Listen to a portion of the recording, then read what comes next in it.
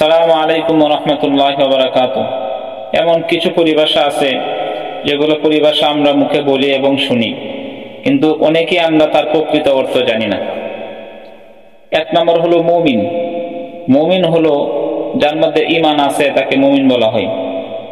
দুই নম্বর হলো মুসলিম। মুসলিম হলো ইসলাম ধর্মের অনুসারী, যে তাকে মুসলিম বলা হয়। তিন নম্বর হলো কাফের।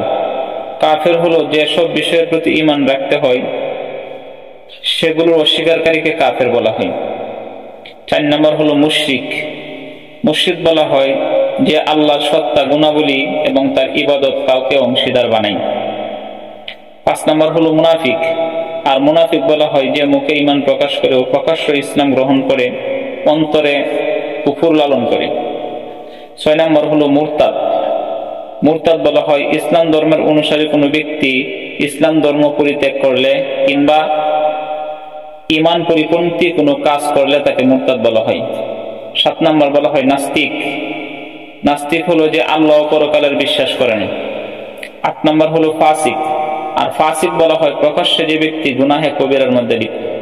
আসসালামু আলাইকুম ওয়া রাহমাতুল্লাহি ওয়া বারাকাতুহু।